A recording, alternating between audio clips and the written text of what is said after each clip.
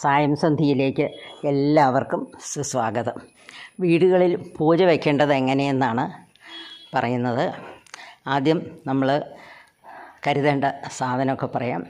ആദ്യം തന്നെ സരസ്വതിയുടെ ഒരു വിഗ്രഹമോ ഇല്ലെങ്കിൽ ഒരു ഫോട്ടോയോ വേണം. പിന്നെ 5 തിരിയിട്ട് ഒരു നിലവിളക്ക്, പിന്നെ അവല്, മലര്, ശർക്കര, പഴം ഇതൊക്കെ വേണം. പിന്നെ കർപ്പൂരം വേണം. ഇനി ഇതൊക്കെയാണ് നമുക്ക് അത്യാവശ്യമായിട്ട് വേണ്ടത്. പിന്നെ പറഞ്ഞു വരുമ്പോൾ നമുക്കെല്ലാം അറിയാം. ആദ്യം തന്നെ നമ്മൾ ചെയ്യേണ്ടത്, ആദ്യം എല്ലായിടത്തും എവിടെയാണോ വയ്ക്കുന്നത് അവിടെ എല്ലാം നല്ല വൃത്തിയാക്കി ശുദ്ധമാക്കി, എന്നിട്ട് നമുക്ക് ദേവിയുടെ മുൻപിൽ ഒരു നിലവിളക്ക് കൊളുത്തി വെക്കാം.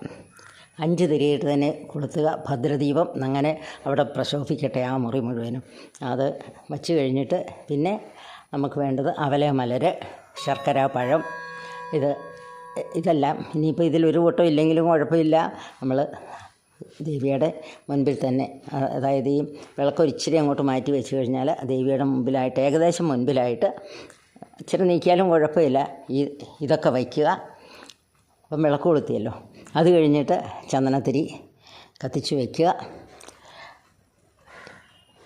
പിന്നെ നമ്മൾ ആരൊക്കെയാണോ അവിടെയുള്ളത് അവരെല്ലാവരും ഭഗവതിയെ തൊഴുക.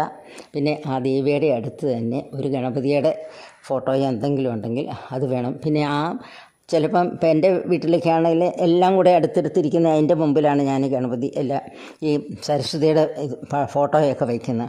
അപ്പോൾ അവിടെ കൃഷ്ണനുണ്ട്, ശിവനുണ്ട്, മുരുകനുണ്ട്, എല്ലാവരും ഉണ്ട്. അത് കുഴപ്പമില്ല, എല്ലാവരും അവിടെ ഇരുന്നോട്ടെ. നമ്മുടെ ദൈവങ്ങളെല്ലാവരും ഇരിക്കുന്നതിന് യാതൊരു എടുത്തു മാറ്റമൊന്നും വേണ്ട. അവിടെ തന്നെ ഇത് ചെയ്യാം. ഇല്ല നമ്മൾ സെപ്പറേറ്റ് ആയിട്ട് വേറൊരു ഇടത്താണ് ഈ പൂജ വയ്ക്കുന്നതെങ്കിൽ അത് അവിടെ ഗണപതിയുടെയും ഒരു സരസ്വതിയുടെയും വിഗ്രഹം മതി. അത് കഴിഞ്ഞിട്ട് നമ്മൾ ശരിക്കും പ്രാർത്ഥിക്കുക എല്ലാവരും കൂടെ. പിന്നെ കൊണ്ടുവരുന്ന പുസ്തകങ്ങളൊക്കെ ഉണ്ടല്ലോ, അത് നമുക്ക് ഈ സരസ്വതിയൊക്കെ ഇരിക്കുന്നതിൻ്റെ അവിടെ സൈഡിൽ സ്ഥലമുണ്ടെങ്കിൽ അവിടെ വയ്ക്കുക.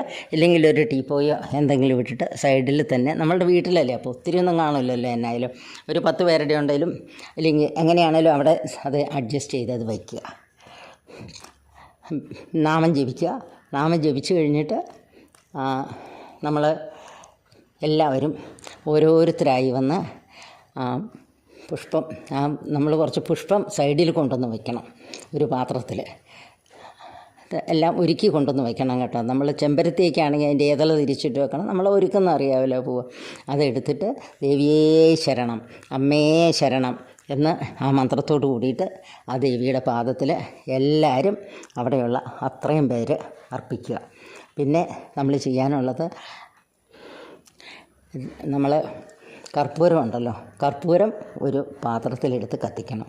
അപ്പോൾ അതിനിപ്പം പാത്രം എന്ന് പറഞ്ഞു കഴിഞ്ഞാൽ നമ്മുടെ അഷ്ടമംഗല്യത്തിൻ്റെ കൂടെയൊക്കെ ഒരു ചെറിയ ഇതുണ്ട്, ഇല്ലെങ്കിൽ വേറെ വാങ്ങിക്കാൻ കിട്ടും ഇങ്ങനെ കുഴയൊക്കെ ഉള്ളത്. ഇനി അതൊന്നും ഇല്ലെങ്കിൽ നമ്മൾ ഒരു പാത്രം സ്റ്റീലിൻ്റെയൊക്കെ എടുത്താൽ മതി. പ്ലാസ്റ്റിക് എടുക്കരുത് കേട്ടോ, കാരണം കത്തിപ്പോവും ചിലപ്പോൾ ഇതിൻ്റെ കൂടെ വന്ന്.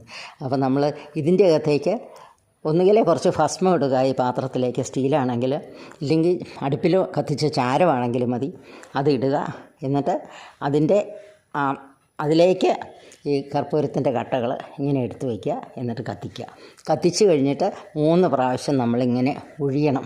ഒഴിയുക എന്ന് പറഞ്ഞു കഴിഞ്ഞാൽ പുസ്തകത്തിൻ്റെ മുകളിൽ കൂടെയൊക്കെ ഇങ്ങനെ പോയി, എന്നിട്ട് സരസ്വതിയുടെ ആ മുഖത്തേക്ക് അതിൻ്റെ അവിടെയൊക്കെ, അപ്പം ഈ കർപ്പൂരം അങ്ങ് കത്തിച്ച് അതിലുമ്പോഴത്തേന് ആ മുഖത്തിന് എന്തൊരു പ്രകാശമാണെന്നറിയാം ദേവിയുടേത്.